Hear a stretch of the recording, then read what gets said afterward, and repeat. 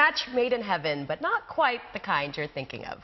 The odds of finding a bone marrow match are 1 in 20,000. So getting that call about being a match or finding a match halfway across the world is something our guests this morning say was like striking the lottery. Well, pretty good odds. Peter Moy flew into Singapore from Chicago on Saturday to meet his bone marrow recipient, Father Luke Fong, who's also with us today. Good morning, gentlemen. Thank you so much for coming on the show and sharing your story with us. Now, this is the second time you've actually met each other. Nice Christmas present, it sounds like. Yes. For me. And my family. Yeah. It's your first time visiting? My first time. My wife and I, 2 kids, flew out to Asia to visit some family in Taiwan, but also to visit family here in Singapore. He calls me family now. Oh, that's fantastic. Well, you're connected now. Yeah. Yes. Blood brothers, as yes, you said, yes. So you first met this year in April in Chicago. What was that like? What was the first initial meeting? There was a lot of preparation for that. Media even. Chicago Tribune got news that I was going, and so we had telephone interviews to prep myself, and there was a reporter and a photographer there at Chicago's O'Hare Airport to receive me and record our first meeting. Meeting someone who's given something so special and something that you need so importantly to save your life is very amazing. Was it emotional as well at that stage? Yeah, it was. Yeah, well, because this actually happened back in 2013, right? So yes. Tell us a little bit, Father Luke, about from a patient perspective, how scary was this process about trying to find a donor? It's always a very tense period waiting for some news that someone's a match. I had 2 close calls, and yeah, they was missed calls. Tell us a little bit about those missed calls. I mean, build up hope and then just to be disappointed.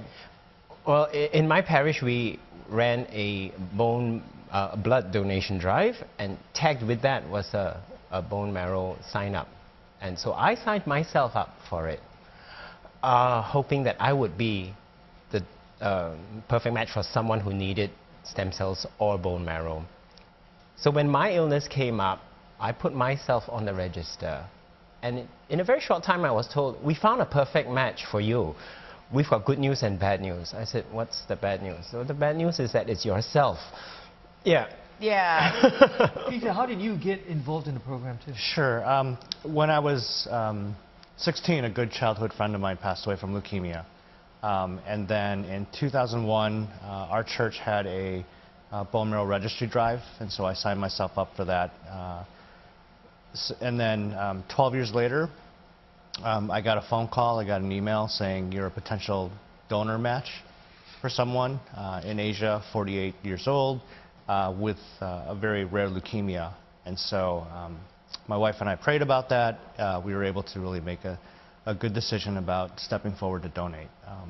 They put you through all the same medical tests again, just to make sure you're healthy enough to donate. In my case, it was 12 years after I had registered. Yes. It's a very safe process. There are some medications that you take to prepare your body to prepare more stem cells, so that it's a filtration process, much like donating blood.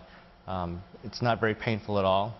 There was a little bit of discomfort, but you get over that in a few days. And so the process, is it multiple visits to the doctor to do this, or is it just one time? It's injections over 5 days. I gave them to myself. As a pharmacist, I can do that. Okay. But the average person otherwise, otherwise they would have sent a nurse to my house for 5 days to just give little injections. And then on the last day, you go to the blood donation center, and it's just like donating blood. It's about 4 or 5 hours. And then after that, they had a courier hand deliver that back to where it was going. In my case, I didn't know where it was going. So they don't tell you? They don't tell me. Did you know? They wouldn't. Like where it's coming from? No. They tell me where it's coming from, but not who it's from. Right. So how the connection then? How did you guys decide to meet in April? What prompted it? What made you want to find out, Father? Well, we are allowed to contact, or at least give our contact details to our donor through the registry. A year after a successful transplant, to see whether the other side wants to contact you. And this is the beautiful story we have now. Now, how are you doing, Father Luke? Are you feeling better? Are you I'm recovering? about 3 years after the transplant.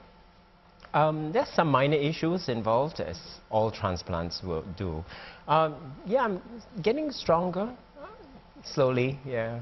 Peter, I'm curious. Would you encourage people to be donors? Because you didn't expect, I'm not sure, 12 Right. years on, and suddenly you Right. get a call, and you're still very game. Certainly. Yes. As much as it is life-changing for Father Luke, it's been an amazing experience for me as a donor. It's really easy to do. You can ask for a postal kit from bmdp.org, and they'll mail one out to you. It's a little cheek swab. Just maintain contact information, because you never know when you get that call. Again, it was like winning a very odd lottery. And it's amazing and I got to the have prize. a chance. Yeah, you got a big prize. Fantastic. No, that's amazing. Do you think you'll get another call? Could that happen again? It's unlikely. Father Luke is cringing. No, I think it's great. Yeah, I'm yeah. just wondering. I'm just curious Right. whether. I've sort of aged out of that process. Okay. Certainly. Oh, I didn't know you could age out. Yeah, I mean, but typically, Below if they can find a younger donor, Okay. then It's more the odds ideal. are better. So anyone over 18 can Although I donate. must say my second chance that was botched up was a rejection from a 20-year-old I see. donor in Canada. Was there a reason given when people No. back out after No something reasons like are that? given, and that's one of the reasons why you do not have the contact details of the other person. So you cannot coerce the other person. Oh, that makes sense. Yeah. Yeah. What does it feel like to be blood brothers, so to speak?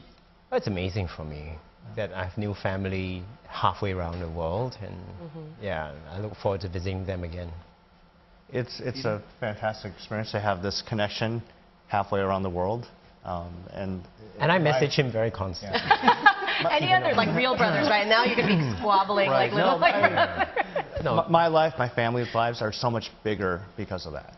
What are kind of the myths that you can dispel, just for people to encourage them to donate, to encourage people to be part of this? Sure. There are no long-term effects of donation. I've run several 5K races after this experience. And it's not as painful as it is, considering what you're doing for somebody else. The opportunity to really contribute and do something has been amazing. My life is bigger than I could have I imagined. can tell. I'm looking at you, and you're just radiating. There's this intense. The ability to give life. Yeah, exactly. That's a very important What a gift. nice sort of Christmas story as well. Of course, of Yeah, course. Thank you so for much, Monday. gentlemen. Appreciate you. you sharing your story with us. Peter Moy there and Father Luke Fong. Remember that every day in Singapore, 6 people are diagnosed with a blood-related disease. So if you join the local bone marrow register, you could one day save a life too. Yeah, very easy process.